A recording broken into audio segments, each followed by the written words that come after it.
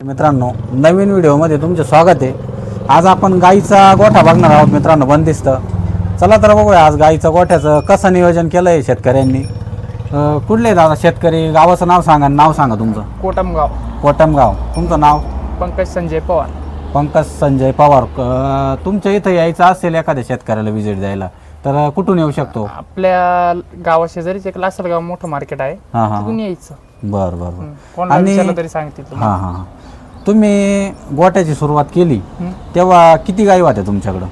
दोन गाई होत्या.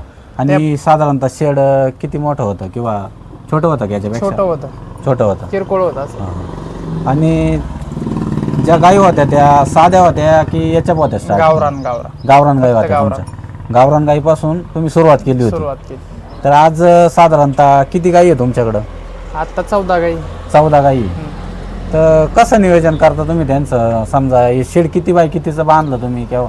शेड 23 बाय 40 आहे. 23 बाय 40चं शेड बांधलं. आणि शेड बांधल्यानंतर किती गाई घेतल्या होत्या तुम्ही? शेड बांधल्यानंतर 7 गाई.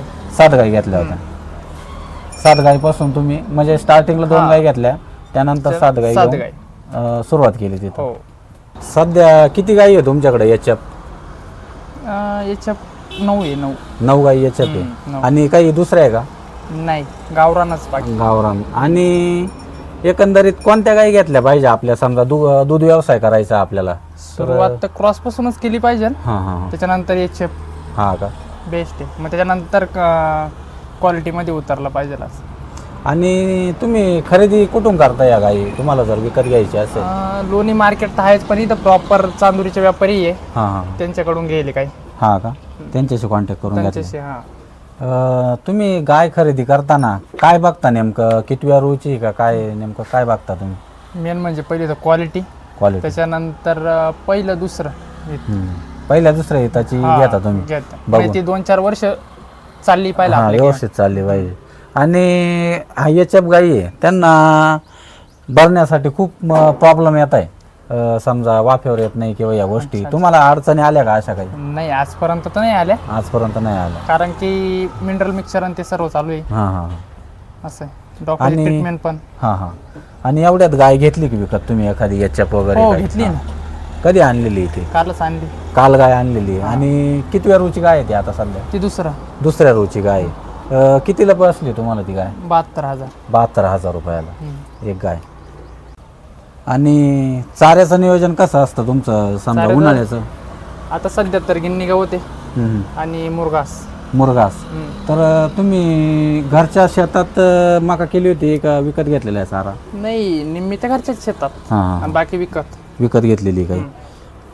साधारणतः किती बोध भरलेली आता सध्या? आता 50 टन केलाय. अजून 50 टनच्या आसपास होईल. मग 100 टनचं टार्गेट असतं दरवर्षाचं. 100 टन एका वर्षामध्ये मुरघास लागतो तुम्हाला. आणि त्याच्या व्यतिरिक्त काय चारा घालता तुम्ही गाईसाठी? 1.5 एकर गिन्नी गवत केलंय. 1.5 एकर गिन्नी गवत. कोणती व्हरायटी त्याच्यावर? ते नेपियरच आहे वाटतं. साधा नेपियर. तर दिवसातून किती वेळा चारा टाकला पाहिजे तुमच्या माहितीनुसार? 2 तास. आम्ही तर 2 तास टाकतो. 2 तास सकाळी टाकलं, संध्याकाळी. सकाळी किती वाजता? साधारणतः 7 वाजता. 7 वाजता. संध्याकाळी डायरेक्ट 7 वाजता. संध्याकाळी काढल्यानंतर मध्ये चाराचा वगैरे काहीच विषय नाही? पाणी. आणि किती किलो चारा एका टायमाला टाकता तुम्ही एका गाईसाठी? दोन्ही मिळून 30 किलो. 30 किलो दोन्ही टायमा मिळून, सकाळी एकदा संध्याकाळी एकदा मिळून 30 किलो पर्यंत. आणि खाद्य कोणतं वापरता तुम्ही याला? खाद्य सध्या कांडी आहे, तिवानाची कांडी, प्रोटीनची बॅग. हां. आणि साधारणतः किती किलो टाकता तुम्ही सकाळी संध्याकाळी?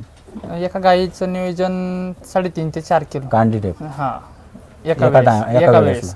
आणि संध्याकाळी परत तेवढंच. बरं. साधारणतः हे टेम्परेचर जास्त आहे यावर्षी, तर कसं नियोजन केलंय टेम्परेचरचं? टेम्परेचरला तर आता फोगरचं सिस्टम लावलंच आपण. फोगर सिस्टम लावलेली. तर साधारणतः किती खर्च आला या फोगरला? ते 5,000-5,500 रुपये आला होता. किती बाय कितीच्या शेडला? 23 बाय 40च्या शेडला. 23 बाय 40च्या शेडला 5,500-6,000 रुपये खर्च आला तुम्हाला. आणि जे पोते लावलेले ते कशासाठी लावले तुम्ही? टेम्परेचर मेंटेन व्हायसाठी. टेम्परेचर मेंटेन होतं याच्या साधारणतः. म्हणजे जे पत्र्याचं उष्णता आहे ती डायरेक्ट गाईपर्यंत येत नाही. त्यासाठी 50% कमी होती. 50% जवळपास. आणि तुमचं मुक्त गोठा करण्याचा काही विचार आहे का याच्या पुढं? आता बंदिस्त गोठा आहे सध्या. चालू आहे सध्या प्लॅन. हम्म. ते 1-2 महिन्यात करायचा प्लॅन चालू आहे. मग मुक्त गोठा करायचा हो. प्लॅन चालू आहे. हम्म. आणि मुक्त गोठा आणि बंदिस्त गोठा याच्यामध्ये काही फायदा वगैरे आहे का तसा हा काही? आहे की. मुक्त गोठ्यात काय फायदा होईल जेणेकरून? गायींचा व्यायाम होतो, दूध वाढतं, त्यांची शरीर क्रिया अगदी बरोबर राहते. हा, काय प्रॉब्लेम येत नाही. थोडासा व्यायाम झाल्यानंतर हा. म्हणजे त्यांच्या मनानुसार चारा पाणी हा, सर्व भेटतं सर्व त्यांना. भेटतं त्यांना. आराम भेटतो, हम्म. त्याचा फायदा आहे. हा. आणि दूध पण वाढतं दूध पण याच्यातून. वाढतं, आणि तब्येत पण सुधारते हा. त्यांचं सगळे. आणि इथं जवळपास दुधाचं केंद्र आहे का तुम्हाला दूध हा इथंच घालण्यासाठी? आहे माऊली दूध संकलन केंद्र. दूध संकलन केंद्र इथं माऊली दूध हो. संकलन केंद्र गावामध्ये आहे का? नाही इथून 500 मीटर. 500 मीटरवरती. आणि सध्या तुमच्याकडे किती गाई आहे यामधले? 14. 14 गाई. 14 गाईमध्ये किती दूध देत आहे आता सध्या? आता सध्या तर 8च देते. 8 देत आहे. काही लागण आहे त्याच्यात. हां हां. म्हणजे काही दिवसात चालू होतील आता काही. हो. आणि ज्या 8 गाई दूध देत आहे तर एका वेळेस किती दूध जात आहे तुमचं? 60-62 लिटर. 60-62 लिटर दूध जात आहे. आणि सध्या काय रेट भेटतोय आजच्या मितीला? 37-38. रुपये. तर एकंदरीत तुम्हाला 10 दिवसा मिळून पेमेंट होतं असं. हो. तर 10 दिवसामध्ये किती खर्च वजा जाता तुम्हाला पैसे राहत आहे खाली? 30-32 हजार रुपये राहत आहे तसे.